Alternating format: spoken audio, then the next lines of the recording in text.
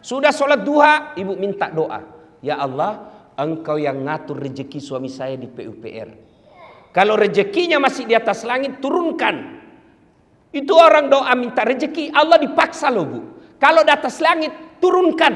Kalau dalam tanah, munculkan. Kalau masih sedikit, cukupkan. Kalau masih jauh, dekatkan. Itu doa minta rezeki.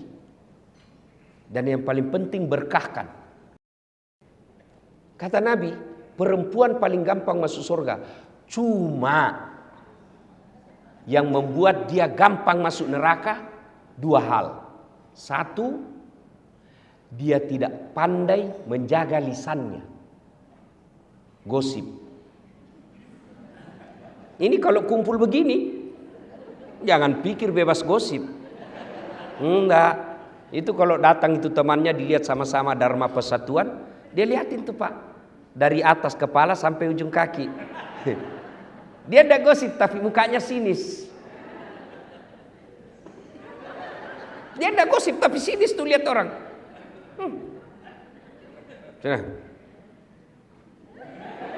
Kenapa? Kayak umbul-umbul. Iya toh ibu? Maka perempuan kalau dia mampu menahan lisannya, insya Allah gampang masuk surga. Tapi sayang seribu sayang, setan tahu rahasia ini. Maka dibuatnya gampang dia terprovokasi. Kau tahu anu? Katanya, oh iya. Padahal dia tidak tahu itu. Cepat sekali. Iya betul. Padahal dia tidak tahu. Suka ikut campur yang bukan urusannya. Nah biasanya kalau perempuan orang suka ikut campur, takdirnya semasa hidupnya seperti tauge. Ibu-ibu tahu tauge? Ibu tahu tauge? Coba lihat tauge. Suka ikut campur kan? Iya toh? Gado-gado ada. Pecel ada. Soto Betawi ada. Apa lagi? Tahu isi ada. Karena tauge selalu ikut campur, maka Allah takdirkan tidak ada yang lurus. Semua tauge bengkok. Jadi kalau ada ibu-ibu pagi-pagi gosip, teriak saja. Oi, tauge dia. Ayuhibbu ahadukum, kata Allah, sukakah kamu memakan bangkai sesamamu manusia? Inilah penyebab utama putusnya persaudaraan. Gosip. Cerita kejelekan orang. Meskipun saya jelek, saya tetap marah ketika kau cerita saya jelek. Itulah sebabnya Allah melarang. Zaman dulu, zaman Pak Menteri sekolah, zaman Pak Menteri masih pegawai biasa di kantor ini, gosip masih lebih sulit daripada zaman sekarang. Kalau dulu mau gosip harus tatap muka di satu tempat. Sekarang satu di Jenek Berang Makassar, satu di Jawa Timur, satu di Riau, kumpul di grup Dharma Wanita Persatuan PUPR. Siapa yang dikosip? Temannya yang ada di Jambi. Nah, itu tidak perlu ketemu. Setan mempermudah. Dan kita gampang sekali mencet jari ketika berbicara keburukan orang. Itulah sebabnya Nabi sampaikan, beruntung orang yang terlalu sibuk mencari aib dirinya sehingga tidak punya waktu untuk mencari keburukan orang lain. Itulah pepatah dulu waktu kita sekolah mengatakan, semut seberang lautan tampak olehnya, sementara gajah di pelupuk matanya tak nampak. Ini yang banyak sekarang di media sosial. Apalagi jelang Pilpres kemarin. Oh Masya Allah. Orang mau jadi presiden, dia panen dosa. Maka ibu-ibu, saya cinta kalian karena Allah. Hindari gosip. Hindari gibah. Tapi yang saya ceritakan benar. Justru benarnya namanya gibah. Kalau salah namanya fitnah. Maka pelajaran pertama, kalau mau merapatkan persaudaraan, hindari gosip. Perempuan kalau mampu menahan lisannya dari gosip, insya Allah gampang masuk surga. Yang kedua, kata Nabi, penyebab perempuan gampang masuk neraka karena dia tidak mampu mensyukuri kehadiran suaminya.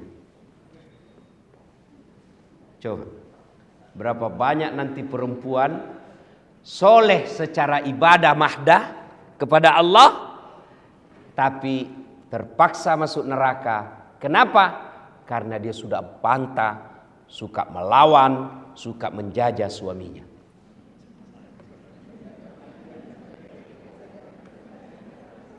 Ibu, ya, halo ibu, mau gampang masuk surga? Mau ibu? Mau?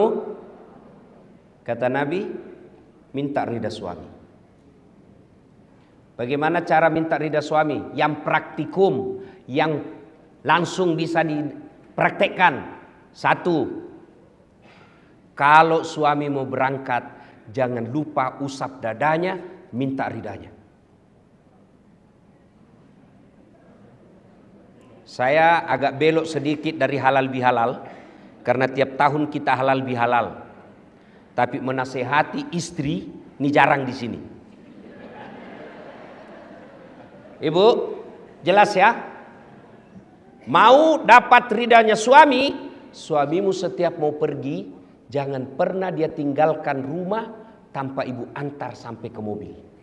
Itu real. Tapi kadangkala perempuan modern, suaminya pergi tanpa dilihat sama sekali. Itu awal ibu jauh dari ridha Allah. Antar, pegang tasnya, masuk ke mobil. Itu istri saya Pak Menteri. Meskipun Ibu Kartika juga demikian, ya. Meskipun saya selisih 26 tahun, Pak Menteri tadi bilang istri saya itu ustaz cerdas. Beliau kadang lebih menasihati saya. Memang istri begitu. Daripada ibu jaga HP suami, tapi kan kita tidak berkhianat.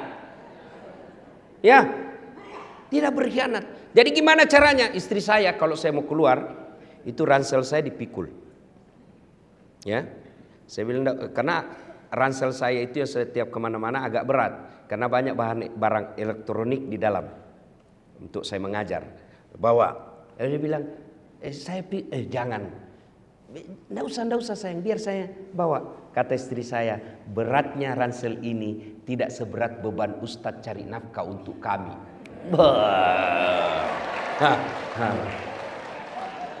Bagaimana Pak Irjen pernah rasakan seperti itu Pak? Coba kalau ibu setiap hari begitu, biar perempuan mana yang goda suami, dia tidak akan tergoda. Kenapa? Ada bidadari di rumahnya.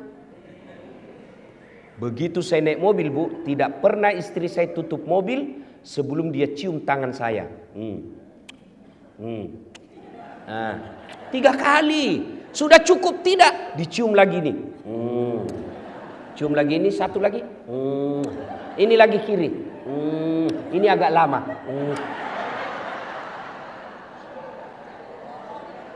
Ayo bapak-bapak pernah merasakan?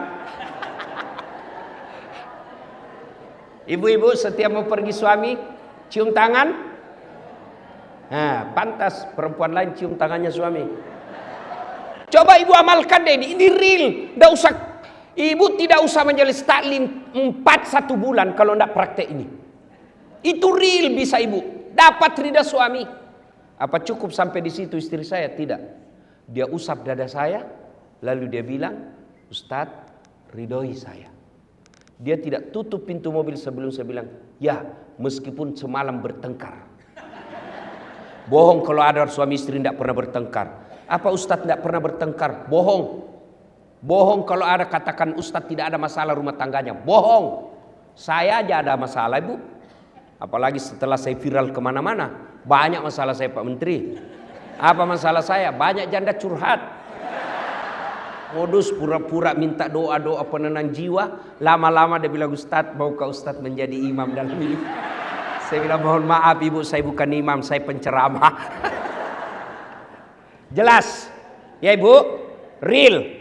Yang kedua, ibu sebagai istri pejabat ataupun bukan pejabat, ketika suami pergi, bantu suami cari nafkah.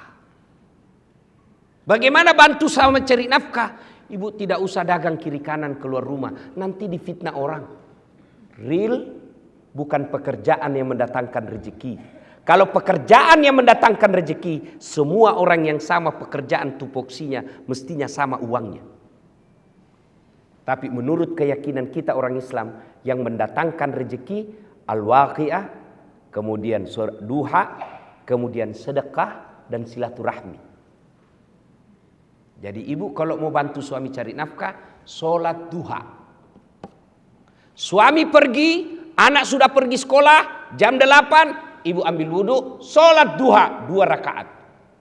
Ada waktu, tambah 4. Masih cukup, 6. Masih luang, 8 rakaat. Bagaimana caranya? Sama sholat sunnah yang biasa, cuma bedanya niat. Tahajud niatnya tahajud, waktunya malam hari. Sholat duha niatnya duha, waktunya pagi hari. Jangan juga ibu sholat duha malam hari.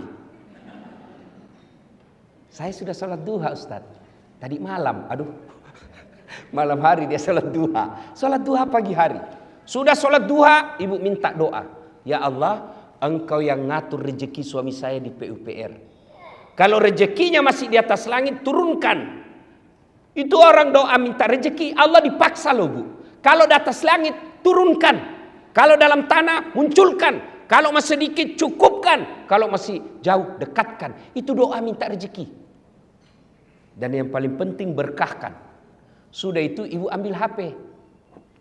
Telepon, bang, gimana kabar? Alhamdulillah baru tiba di kantor. Ya bang, jangan menghalalkan segala cara. Baru saja saya doakan dalam sholat duhaku.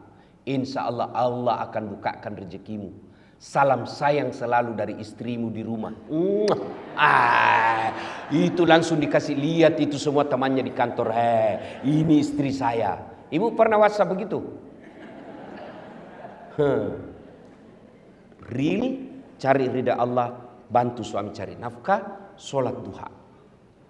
Kalau ini ibu lakukan, insya Allah suami tidak akan macam-macam. Cuma yang kadang-kala masuk WhatsApp, bang, jangan lupa singgah beli gas. Bang, jangan lupa singgah beli ikan. Salah? Tidak. Tapi sertakan juga mengingatkan suami untuk ibadah. Itu istri yang soleha. Masuk waktu sholat. Bang, sudah duhur ini bang. Sudah sholat enggak? Belum. Sudahlah, tinggalkan dulu pekerjaan. Itu pekerjaan bisa dikerja. Sholat tidak bisa kau tunda. Ayo sholat. Itulah istri yang dapat ridha dari suaminya. Kemudian pulang suami, semestinya istri yang soleha kata Nabi, pulang suaminya menyenangkan hati ketika dipandang wajahnya. Tanyalah bapak-bapak, senang tak mandang ibu ketika di rumah? Bagaimana istri yang soleha? Menyenangkan hati dipandang suaminya. Jadi kalau ibu tahu suami pulang pukul 5 petang, sudah kira-kira 15 menit sebelum pukul 5, ibu dandan. Warna apa dia senang suami? Dia senang warna coklat. Pakai warna coklat. Tapi saya tidak senang. Ibu mengalah karena menyenangkan suami, itu ridha Allah. Kalau perlu pakai baju renang.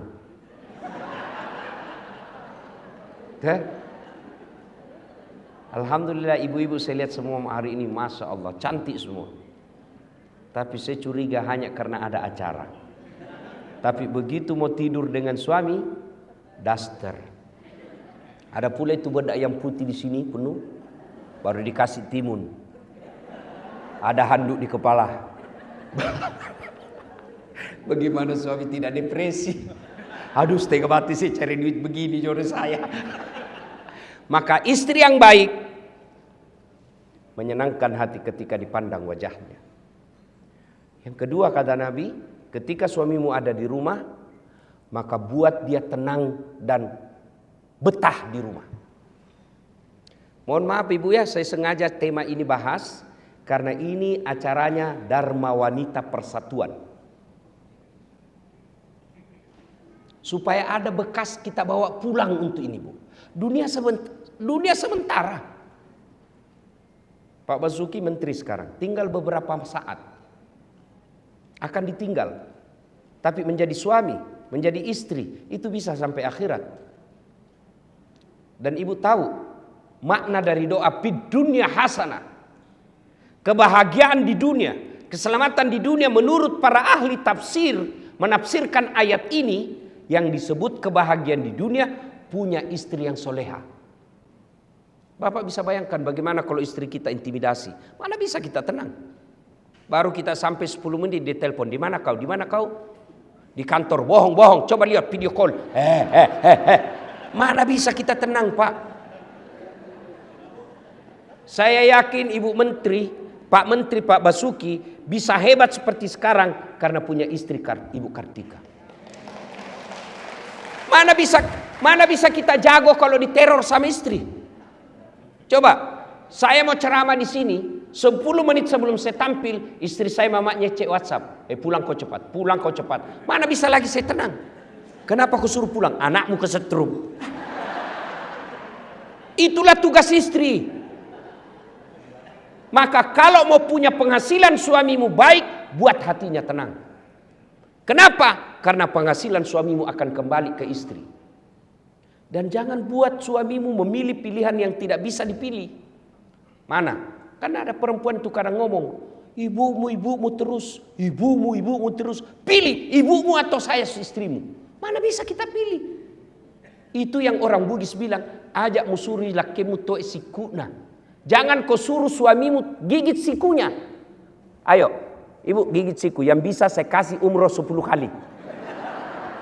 Coba gigit itu sikumu.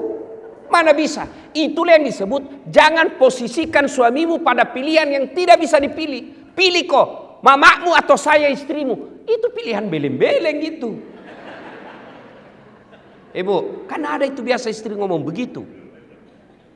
Bu, yang suka ngomong begini. Ibu, tolong jawab Ibu. Siapa yang mengandung suami Ibu?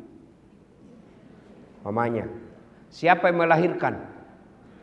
Ibunya. Siapa yang membesarkannya? Siapa yang mendidiknya? Sekarang siapa yang terima gajinya? Jawab ini Bu, jawab. Istrinya. Maka pantas ketika Nabi sampaikan, ridha Allah ada pada ridha suamimu. Maka istri yang soleha membuat suami betah di rumah. Itu real. Tidak usah baca kitab kiri kanan. Real itu. Itu kesimpulannya semua kitab. Ibu, sekali-kali pikir tuh, susahnya itu jadi suami. Di jalan macet. Di kantor dimarah-marahi Pak Dirjen. Dimaki-maki, memang kau goblok. Selalu siap salah Pak. Masuk warung kopi dikejar tagihan. Ya kan? Sampai di rumah dimaki-maki lagi sama istri. Memang kau goblok, kenapa kau tidak lawan? Mau dilawan dan dia dirjen. Sampai di masjid lagi dengar khotbah, neraka lagi dicerita, kau dibakar, dilipat, diguling. Mana enak jadi suami kita? Sampai di rumah dimaki-maki lagi, hilang kita punya harga diri. Dan itu perempuan salah satu kelebihannya ahli sejarah. Tidak pernah dilupa kesalahan kita Pak. Sudah 5 tahun yang lalu ada kesalahannya, dijelaskan kesalahannya, dia berusaha menjawab kesalahannya itu, belok, nyambung lagi 5 tahun yang lalu. Itulah perempuan ahli sejarah. Maka istri saya berkata, karena kami perempuan ahli sejarah, tolong kau suami jangan bikin sejarah. Top. Ya, nah ibu-ibu yang saya muliakan, muliakan suami. Kadang-kala kita sakit, kadang-kala kita cemburu. Tapi jangan sakit dan cemburu itu yang baru beberapa saat melupakan kebaikan suami yang sudah puluhan tahun. Kalau ini yang kita lakukan disebut Innallaha yuhibbul muhsinin. Allah mencintai orang-orang yang bukan saja memaafkan suaminya, tapi juga membalas dengan kebaikan. Itu esensi dari halal bihalal. Memaafkan, bukan sekedar memaafkan, tapi juga dia berbuat baik kepada orang yang menyakitinya. Ibu bapak saudara-saudara sekalian, suatu kali Nabi lagi duduk-duduk dalam masjid. Tiba-tiba Nabi bersabda, sebentar lagi akan muncul penghuni surga. Datang dan semua orang melihat, apa kelebihannya ini orang? Kalau dilihat dia masyarakat tidak terkenal, ibadahnya juga tidak istimewa. Lalu Abdullah penasaran, dia mau tahu apa amalnya ini sehingga Nabi jamin masuk surga. Maka dia datanglah ke rumahnya dan berkata, Assalamualaikum Tuan. Waalaikumsalam. Bolehkah saya menginap di rumahmu? Oke, nginap. Abdullah malam bangun sholat tahajud. Yang dijamin masuk surga yang punya rumah, dia cuma tidur. Pagi hari Abdullah bin Umar sholat duha, ini cuma duduk. Sore hari Abdullah tadarus, ini orang cuma lihat-lihatin. Hari 2, 3 begitu. Abdullah kemudian berkata dalam hati, sepertinya lebih banyak amalku dari ini orang. Dan dia berterus terang, Tuan, saya mau tahu apa keamalanmu sehingga Nabi jamin kau masuk surga. Dan itu 3 kali Nabi ucapkan. Kata dia, tidak ada, kau lihat amalmu lebih banyak dari saya. Kau sholat malam, saya tidur. Lalu Abdullah berkata, baiklah kalau begitu saya pamit pulang. Belum jauh dipanggil. Abdullah ta'al sini dulu, apa gerangan? Ada yang saya lupa. Apa itu?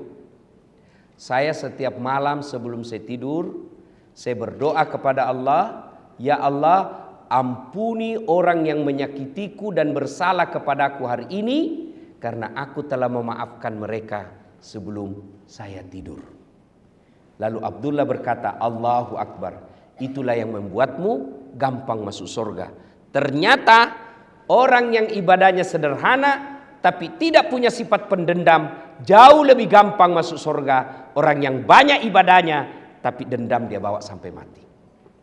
Inilah makna halal bihalal, memaafkan.